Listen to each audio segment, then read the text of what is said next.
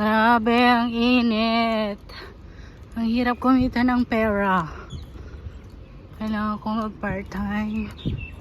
Ang init. Oh my gosh.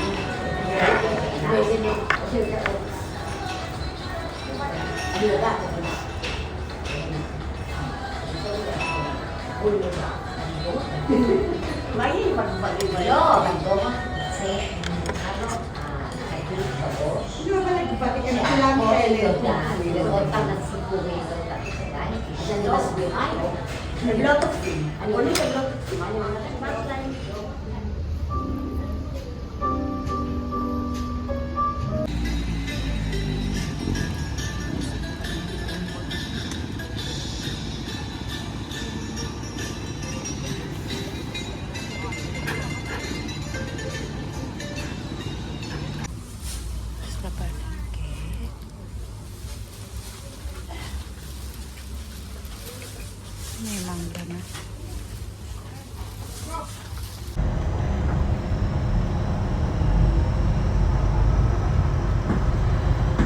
התחנה הבאה, תחנה מרכזית תל אביב.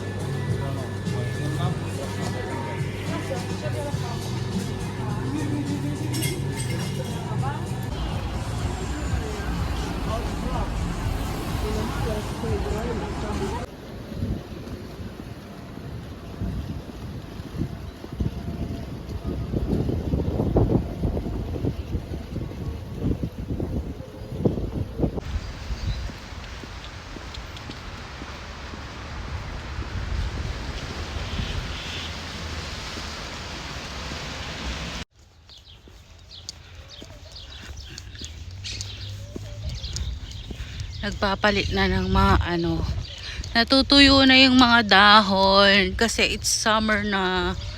Buti nga ngayon hindi masyadong mainit, pero nung nakaraang araw, grabe, pagkalabas ko ng bahay basa ang hair ko. Hindi pa ako nakakalayo ng house namin, para siyang na blower on the spot na grabe, tuyo ka agad yung hair ko.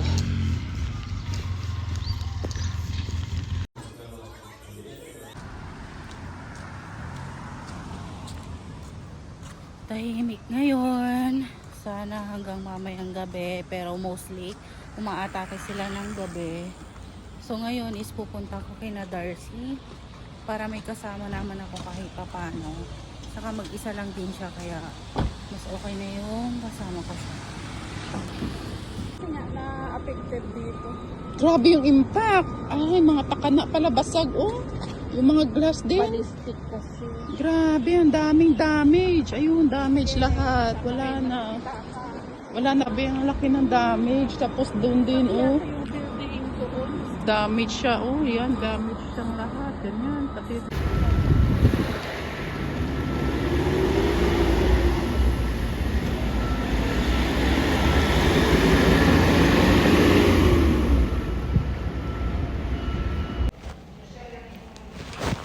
hello, today is Saturday, June 21, 2025. So, ilang araw na rin na binobomba ng Iran ang Israel. Pero, totoo naman na unang nagbomba ang Israel sa Iran dahil sikreto silang gumagawa ng bomba, mga nuclear bomb na pwedeng nilang gamitin para pulbusin ng Israel. Gusto talaga nilang burahin sa mapa ang Israel. So, ganun.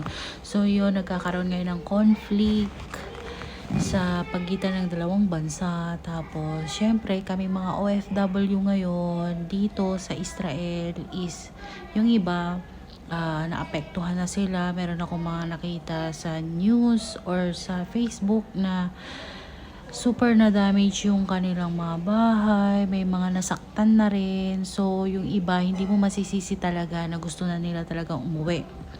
So, yung ating government naman ngayon is nag-offer ng finance support sa lahat ng gusto ng umuwi. Pero, sa side ko naman, as long as alam ko na safe ako, lalo na ngayon nandito ako sa workplace ko, meron kaming sariling shelter.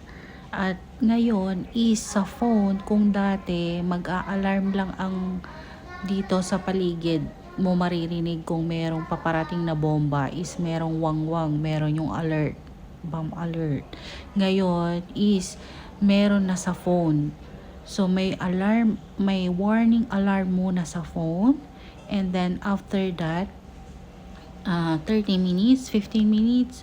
Dati kasi pwede inaano nila 30 minutes before. Pero parang bigla yatang nagbago ng strategy yung kalaban. So, masyado nilang inagahan yung pag-alarm muna sa phone para makatakbo muna yung mga tao sa mga shelter. And then after that, merong yung alarm na sa buong paligid. So, ayun, sana maging safe ang lahat. Sana matapos na to kasi sobrang hirap na kami mag-duty.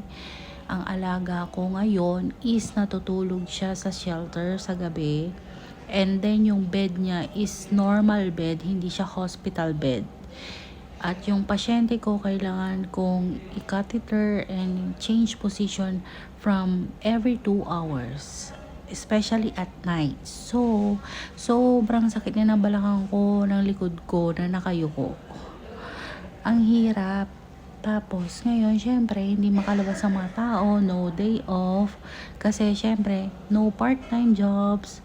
Kasi, unahin mo na yung safety mo, di ba?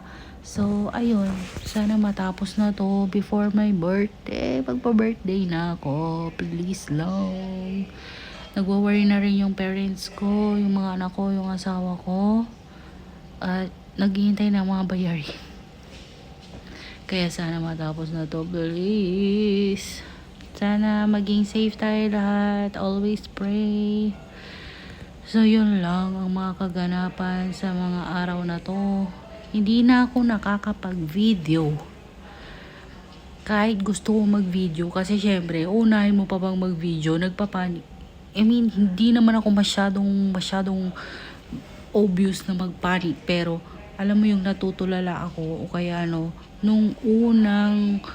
unang gabi na umatake sila, sobrang lakas ng impact doon sa Tel Aviv. Dahil city ang Tel Aviv is yun yung pinaka parang target din nila. So, sobra talagang ramdam namin yung impact. Yung ganon. So, tapos nagsisigawan yung mga katabi ko. Ako naman parang bata lang na sumusunod sa kanila kasi ako, parang natitigilan ako. Ganon. So, kinakabahan din ako, syempre. So, pero nagdadasal na lang tayo. So, yun lang. Sana matapos na to talaga. Gusto ko na magbakasyon. As in, pagod na kami.